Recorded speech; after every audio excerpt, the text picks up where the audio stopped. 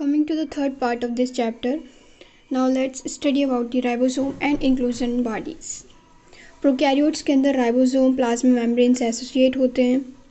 ठीक है, साइज़ की बात करें तो 15 to 20 नैनोमीटर होता है साइज़ में, और इसकी दो सब यूनिट होती है 50S एंड 30S, जो आपस में मिलकर 70S प्रोकैरियोटिक राइबोसोम का फॉर्मेशन करती है, फिर रिप्रेजेंट करती है 70S राइबोसोम को।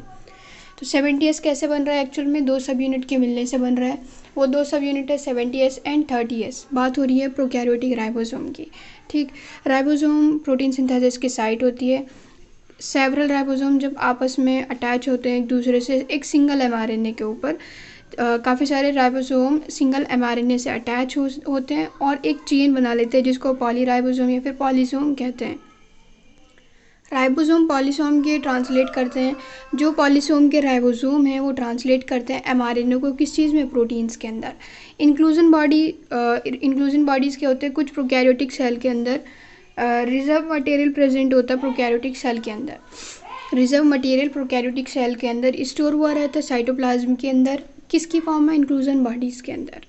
ठीक है, तो इंक्लूजन बॉडीज़ क्या है? मैंने पहले भी बताया था, ये स्टोरेज का काम करती है, ये रिजर्व मटेरियल को स्टोर करती है। ये मेम्ब्रेन लेस सिस्टम होता है। These are not bounded by any membrane system and are live freely in the cytoplasm. Example है इसके phosphate granules, cyanophycin granules and glycogen granules. Gas vacuoles blue, green और purple and green photosynthetic bacteria के अंदर present होता है। Gas vacuole blue, green, purple और green photosynthetic bacteria के अंदर प्रेजेंट होते हैं। याद कर लेना गैस वैक्यूल कहाँ कहाँ प्रेजेंट होते हैं, कौन कौन से में। तो ब्लू, ग्रीन है, पर्पल है और ग्रीन फोटोसिंथेटिक बैक्टीरिया है। फिर बात करते हैं यूकैरियोटिक सेल की। तो यूकैरियोटिक सेल के अंदर proteases, plant, animal, fungi include है। ये सब इंक्लूड है।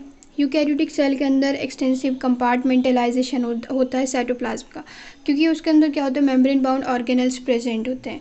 तो माइटोकॉन्ड्रिया ने अपना एक स्पेस ऑक्यूपाई करा, सेम उसी तरीके वैक्यूल ने, जितने भी सेल ऑर्गेनेल्स हैं वो क्या अपना स्पेस ऑक्यूपाई करते हैं इन द साइटोप्लाज्म। तो इस वजह से उन्होंने कहा कि there is a compartmentalisation of the cytoplasm through the presence of the membrane bound organelles. Eukaryotic cell के अंदर ऑर्गेनाइज न्यूक्लियस होता है जिसके न्यूक्लियर एनवेलप होती है। इसी के साथ साथ यूकैरियोटिक सेल के अंदर वेरियस लोकोमोटरी और साइटोस्केलेटल स्ट्रक्चर प्रेजेंट होते हैं। जेनेटिक मटेरियल ऑर्गेनाइज्ड हुआ रहता है क्रोमोसोम में। सारे यूकैरियोटिक सेल आइडेंटिकल नहीं होते हैं। प्लांट और एनिमल सेल डिफरेंट होते हैं, क्योंकि फॉर्मर के अंदर सेल वॉल प्रेजेंट होती है, प्लांट के अंदर सेल वॉल प्रेजेंट होती है, प्लास्टिड और लार्ज सेंट्रल वैक्यूल होता है, जो कि एनिमल सेल के अंदर एब्सेंट होती है या फिर नहीं होती। वहीं दूसरी बात करें तो एनिमल सेल के अंदर सेंट्रियोल प्रेजेंट होती है, जो प्लांट सेल में ऑलमोस्ट सभी प्लांट सेल में एब्सेंट होती है। ये स्ट्रक्चर दिखा रखा है प्लांट सेल का और ये स्ट्रक्चर दिखा रखा है एनिमल सेल का। बात करते हैं सेल मेम्ब्रेन की। तो डिटेल्ड स्ट्रक्चर जो मेम्ब्रेन की स्टडी की गई थी वो तो इलेक्ट्रॉन माइक्रोस्कोप की खोज के बाद ही हुई थी। डिटेल्ड स्ट्रक्चर मेम्ब्रेन की जब इलेक्ट्रॉन माइक्रोस्कोप की खोज की गई थी उसके बाद ही एक डिटेल्ड स्ट्रक्चर के बारे में पता चला कि एक्चुअल में सेल मेम्ब्रेन में का स्ट्रक्चर एक्चुअल होता कैसे है। तो बात है 1950 की, जब ये बात पता चली थी, जब इसके बारे में पता चला था सेल मेम्ब्रेन के स्ट्रक्चर के बारे में। तभी केमिकल स्टडीज़ की जा रही थी सेल मेम्ब्रेन के ऊपर, specially human red blood cell पर, जिससे साइंटिस्ट को पता चला, जिससे साइंटिस्ट ने पॉसिबल स्ट्रक्चर प्लाज्मा मेम्ब्रेन को निकालने में सक्षम हुए। ठीक है, तो ये बात कर रहे हैं सेल मेम्ब्रेन की 1950s की। सेल मेम्ब्रेन की जो डिटेल्ड स्ट्रक्चर थी वो इलेक्ट्रॉन माइक्रोस्कोप की खोज के बाद हुई। केमिकल स्टडीज़ की जा रही थी सेल मेम्ब्रेन पर, specially human red blood cell पर, जिससे साइंटिस्ट को पॉसिबल स्ट्रक्चर जो प्लाज्मा मेम्ब्रेन का था उसको डिड्यूस करने में इनेबल हुए। इन स्टडीज़ से पता चलता है कि जो सेल मेम्ब्रेन है वो लिपिड से मिलके बनी होती है, लिपिड्स प्रेजेंट होती है सेल मेम्ब्रेन के अंदर, या लिपिड से मिलके बना होता है सेल मेम्ब्रेन, जो बाई लेयर में की फॉर्म में अरेंज हुआ रहता है। ऑल्सो जो लिपिड अरेंज हुए रहते हैं मेम्ब्रेन के अंदर, पोलर हेड जो आउटर साइड होता है, और हाइड्रोफोबिक टेल जो इनर पार्ट में होती है। ठीक है, जो पोलर हेड है वो तो आउटसाइड इंटरेक्ट करेगा और जो हाइड्रोफोबिक टेल होगी वो इनर पार्ट से। इससे पता चलता है कि जो नॉन पोलर टेल है सैचुरेटेड हाइड्रोकार्बन की, देखो जो हमारा लिपिड मॉलिक्यूल है उसके अंदर एक तो होता है एल्काइल ग्रुप जो कि हाइड्रोफोबिक पार्ट हो गया, और एक होता है हमारा पोलर ग्रुप। ठीक है, वो हो जाएगा आपका हाइड्रोफिलिक हो जाएगा। तो जो अरेंजमेंट की बात करी इन्होंने लिपिड्स की, जो सेल मेम्ब्रेन के अंदर लिपिड्स का अरेंजमेंट होता है, उन्होंने कहा कि ये बाइलेयर की फॉर्म में बाइलेयर अरेंजमेंट होता है। दैट मीन्स जो हाइड्रोफोबिक टेल है वो इनर साइड प्रेजेंट होती है, और जो हाइड्रोफोबिक पार्ट है वो इनर साइड में होगा, और जो हाइड्रोफिलिक पार्ट है या फिर पोलर पार्ट है वो आउटसाइड इन्वायरमेंट से इंटरेक्ट करेगा। ठीक है, तो इससे ये एंश्योर हो जाता है कि जो नॉन पोलर टेल है सैचुरेटेड हाइड्रोकार्बन की, वो एक्वस इन्वायरमेंट से प्रोटेक्ट है, क्योंकि एक्वस इन्वायरमेंट कैसा होगा, पोलर होगा, तो पोलर में पोलर इंटरेक्ट करेगा। चूँकि ये हाइड्रोफोबिक जो हाइड्रोकार्बन पार्ट है लिपिड मॉलिक्यूल का, तो ये क्या करेगा, आउटसाइडली इंटरेक्ट नहीं कर सकता। इसी वजह से इस चीज़ को इंश्योर करने के लिए ये इनर साइड की तरफ प्रेजेंट होता है। This ensure that non polar tail of the saturated hydrocarbon is protected from the aqueous environment. Lipid component है मेम्ब्रेन का, उसके अंदर मेनली फॉस्फोग्लिसराइड प्रेजेंट होता है। लिपिड कंपोनेंट मेम्ब्रेन का, जो मेम्ब्रेन का लिपिड कंपोनेंट होता है, उसके अंदर मेनली फॉस्फोग्लिसराइड्स प्रेजेंट होते हैं। बाद में बायोकेमिकल इन्वेस्टिगेशन से पता चला कि जो सेल मेम्ब्रेन है उसके अंदर प्रोटीन भी और कार्बोहाइड्रेट भी प्रेजेंट होते हैं। जो रेशो है प्रोटीन का और लिपिड का वो वरी करता है डिफरेंट सेल टाइप्स में। ह्यूमन बीइंग की बात करें तो मेम्ब्रेन इरिथ्रोसाइट की आरबीसी की बात करें तो उसके अंदर अप्रॉक्सीमेटली 52% प्रोटीन होता है, 40% लिपिड्स होता है। 52% प्रोटीन होता है और 40% लिपिड होता है। एक्सट्रैक्शन के ईज पे कितना आसानी से आप एक्सट्रैक्ट कर पा रहे हैं। मेम्ब्रेन प्रोटीन को डिवाइड किया गया है इंटीग्रल और पेरिफेरल। ऑब्वियसली इंटीग्रल जो प्रोटीन होगा, जो अंदर की तरफ धंसा हुआ होगा मेम्ब्रेन के अंदर, उसको निकालने में दिक्कत आएगी as compared to the peripheral protein, वो आसानी से निकल जाएगा। तो depending on the ease of extraction membrane protein को क्लासीफाई किया गया into the integral and peripheral protein.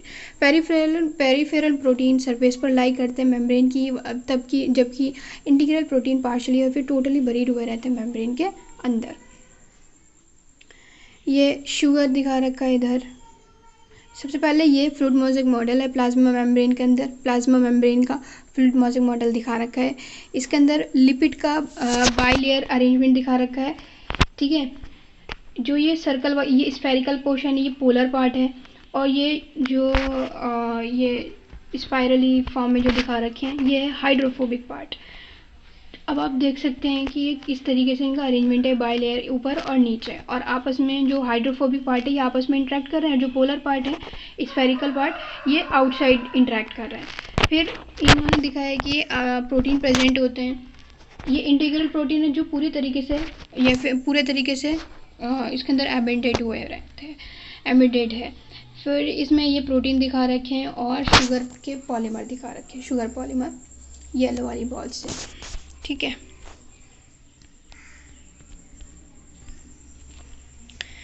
Improve model जो स्ट्रक्चर सेल मेम्ब्रेन का जो इम्प्रूव मॉडल आया स्ट्रक्चर का सेल मेम्ब्रेन के, तो वो प्रपोज किया था सिंगर और निकोलसन ने 1972 में, जिसको वाइडली एक्सेप्ट किया जाता है as a fluid mosaic model. इसके अकॉर्डिंग जो क्वेसी फ्लूइड नेचर है लिपिड के क्वेसी फ्लूइड नेचर की वजह से प्रोटीन क्या कर सकता है, लेटरल मूवमेंट कर सकता है with in the all bilayer. इसी की वजह से मेम्ब्रेन के अंदर जो ये एबिलिटी है प्रोटीन मूवमेंट कर पा रहा है, तो इसी की वजह से इसको क्या कह रहे हैं, फ्लूइडिटी में मेज़र किया जा रहा है। जो लिपिड पार्ट है ये क्या प्रोवाइड कर रहा है, फ्लूइडिटी प्रोवाइड कर रहा है किसको, सेल मेम्ब्रेन को। ठीक है, लिपिड के फ्लूइड नेचर की वजह से ही प्रोटीन क्या कर पा रहे हैं, लेटरल मूवमेंट परफॉर्म कर पा रहे हैं। जो फ्लूइड नेचर है मेम्ब्रेन का, ये इसलिए भी इंपॉर्टेंट है इस point of function, from the point of view of function, जैसे cell growth, formation of intercellular junction, secretion, endocytosis, cell division etcetera. Fluid nature की जो मेम्ब्रेन का फ्लूइड नेचर है ये इसलिए भी इम्पॉर्टेंट है। अगर हम सेल ग्रोथ को देखें, इंटरसेल्युलर जंक्शन की फॉर्मेशन देखें, सिक्रीशन देखें, एंडोसाइटोसिस को देखें, सेल डिवीज़न को देखें, तो ये जितने भी काम है ये किस वजह से हो रहा है या फिर क्या कारण है कि ये काम हो पा रहे हैं इसमें, तो ये क्या है, फ्लूइड नेचर की वजह से। जो इम्पॉर्टेंट फंक्शन है प्लाज्मा मेम्ब्रेन का वो है transport of the molecule across it. Molecule का ट्रांसपोर्टेशन होता है मेम्ब्रेन के अक्रॉस। मेम्ब्रेन सेलेक्टिवली परमेबल होती है, कुछ मॉलिक्यूल्स है जो आइदर साइड प्रेजेंट है। कुछ मॉलिक्यूल्स मूव कर सकते हैं across the membrane briefly without energy expenditure. बिना एनर्जी के जा सकते हैं, इसको कहते हैं पैसिव ट्रांसपोर्ट। पैसिव ट्रांसपोर्ट वो ट्रांसपोर्ट है जहाँ पर मॉलिक्यूल को मेम्ब्रेन को पास करने के लिए किसी भी एनर्जी की रिक्वायरमेंट नहीं पड़ती। न्यूट्रल सॉलिड मेम्ब्रेन से पास हो सकते हैं सिंपल डिफ्यूजन के through along the concentration gradient that is from higher concentration to the lower. Water भी मूव कर सकते हैं मेम्ब्रेन के across from the higher to lower concentration. Movement अगर वाटर का मूवमेंट डिफ्यूजन के थ्रू हो रहा है then it is called as osmosis. Polar molecule क्योंकि पास नहीं हो सकते हैं नॉन पोलर लिपिड बाइलेयर से, तो इन्हें क्या ज़रूरत पड़ती है, कैरियर प्रोटीन की ज़रूरत पड़ती है मेम्ब्रेन की to facilitate their transport across the membrane. Polar molecule can not pass through the non polar lipid bilayer. Polar molecule नहीं पास कर सकते नॉन पोलर लिपिड बाइलेयर से, ठीक है, क्योंकि इनका अपोजिट नेचर होता है। तो इसी वजह से उनको कैरियर प्रोटीन की ज़रूरत पड़ती है जिससे वो उनका ट्रांसपोर्ट को फैसिलिटेट कर पाए। कैरियर प्रोटीन मदद करते हैं फिर उनके ट्रांसपोर्टेशन में। कुछ आयंस होते हैं, कुछ फ्यू आयंस और मॉलिक्यूल जो ट्रांसपोर्ट होते हैं मेम्ब्रेन के across against the concentration gradient that is from lower to higher concentration. कुछ आयंस होते हैं, मॉलिक्यूल्स होते हैं जो मेम्ब्रेन के across against the concentration gradient pass होते हैं। इस तरीके के ट्रांसपोर्ट को जो जिसमें energy dependent process such transport is an energy dependent process, और इस तरीके जिसमें अगेंस्ट द कॉन्सेंट्रेशन ग्रेडियंट काम हो रहा होगा, ट्रांसपोर्ट हो रहा होगा, ऑब्वियसली उसमें एनर्जी का एक्सपेंडिचर हो रहा होगा। जहाँ पर एटीपी का यूटिलाइजेशन हो तो उसको कहते हैं active transport. Example sodium potassium pump. बात करते हैं सेल वॉल की। जैसे आप रिकॉल कर सकते हैं एक non living rigid structure present होता है सेल वॉल, जो आउटर कवरिंग का फॉर्मेशन करता है प्लाज्मा मेम्ब्रेन के लिए। प्लाज्मा मेम्ब्रेन के लिए आउटर कवरिंग कौन होती है, सेल वॉल होती है, और ये कैसी होती है, नॉन लिविंग होती है, रिजिड स्ट्रक्चर होती है। और कहाँ पाई जाती है, फंजाई और प्लांट्स में। सेल वॉल सेल को शेप ही नहीं देती बल्कि इसको प्रोटेक्ट करती है मैकेनिकल डैमेज से और इन्फेक्शन से। ये सेल टू सेल इंट्रैक्शन में मदद करती है और बैरियर की तरह काम करती है टू अनडिजायरेबल मॉलिक्यूल्स। एल्गी के अंदर सेल वॉल प्रेजेंट होती है जो सेल्यूलोज, ग्लाइकेन, मैग्नीज और मिनरल जैसे कैल्शियम कार्बोनेट। और प्लांट की बात करें तो सेल वॉल कंपोज हुई रहती है, consist of cellulose, hemicellulose, pectin and protein. Cell wall young plant cell की प्राइमरी वॉल जो ग्रोथ के लिए कैपेबल होती है, जो कि डिमिनिश हो जाती है टाइम वक्त के साथ। जैसे जैसे सेल मैच्योर होता जाता है तो प्राइमरी वॉल क्या हो जाती है, धीरे धीरे डिमिनिश होने लगती है, ख़त्म होने लगती है। वहीं सेकेंडरी वॉल अंदर की तरफ से बनना स्टार्ट हो जाती है, अंदर की तरफ से बनेगी cell wall secondary wall. Middle level जो कि मेनली कैल्शियम पैक्टेट से मिलकर बनी होती है, विच होल्ड्स और glue the different neighbouring cell together. देखिए आपस में सेल आपस में एक दूसरे से जुड़े रहते, तो उनको जोड़ने का काम कौन करता है, मिडिल लेमेला करता है, जो कि एज अ ग्लू या फिर आपस में जोड़ने का काम करता है, ठीक है। Middle lamella mainly calcium pectate से मिलकर बना होता है और आपस में सेल को, नेबरिंग सेल को आपस में जोड़ने का ये काम करता है। सेल वॉल और मिडिल लेमेला में भी traverse by plasmodesmata. Cell wall या फिर मिडिल लेमेला के अंदर प्लाज्मोडेस्माटा प्रेजेंट हो सकते हैं, जिसकी वजह से नेबरिंग सेल के आपस में साइटोप्लाज्म कनेक्ट हो सकते हैं, ठीक है। साइटोप्लाज्म अगर एक दूसरे से कनेक्ट कराने तो मिडिल लेमेला या फिर सेल वॉल के अंदर क्या प्रेजेंट होते हैं, प्लाज्मोडेस्माटा। तो सेल वॉल के बारे में हमने पढ़ा, ये नॉन लिविंग रिजिड स्ट्रक्चर है जिसको सेल वॉल कहते हैं, और ये आउटर कवरिंग बनाता है प्लाज्मा मेम्ब्रेन की फंजाई और प्लांट सेल के अंदर। सेल वॉल शेप ही नहीं देता सेल को, बल्कि ये सेल को प्रोटेक्ट करता है मैकेनिकल डैमेज से और इन्फेक्शन से। ये सेल टू सेल इंट्रैक्शन में और प्रोवाइड करता है, ये मदद करता है सेल को आपस में इंटरेक्ट करने में, साथ ही साथ बैरियर की तरह काम करता है टू द अनडिजायरेबल मैक्रोमॉलिक्यूल। जितने भी अनडिजायरेबल मैक्रोमॉलिक्यूल हैं उनको उनका बैरियर की तरह काम करने देता है, वो सेल के अंदर पास नहीं करने देगा उन्हें, ठीक है। एल्गी के अंदर सेल वॉल प्रेजेंट होती है जो कि cellulose, galactan, manganese and mineral like calcium carbonate से मिलकर बनी होती है, ठीक है। एल्गी की सेल वॉल किससे मिलकर बनी होती है, सेल्यूलोज से, गैलेक्टन से, मैग्नीज से and mineral like calcium carbonate. वहीं अगर प्लांट की बात करें तो प्लांट के अंदर सेल्यूलोज होता है, हेमीसेल्यूलोज होता है, पैक्टिन होता है और प्रोटीन होता है। सेल वॉल जो यंग प्लांट सेल की होती है, प्राइमरी वॉल जो होती है वो ग्रोथ की केपेबल होती है, जो धीरे धीरे डिमिनिश हो जाती है जैसे जैसे सेल मैच्योर होता जाता है। सेकेंडरी वॉल बनती है इनर साइड की तरफ, अंदर की तरफ से बनेगी, प्राइमरी वॉल के बाहर नहीं बनेगी बल्कि प्राइमरी वॉल के अंदर की तरफ बनेगी।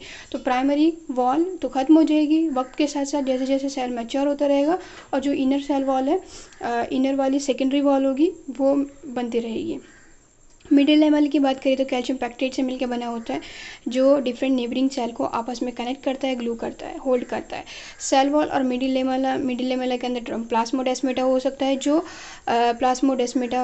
सकता है, जो नेबरिंग सेल के साइटोप्लाज्म को आपस में कनेक्ट करता है।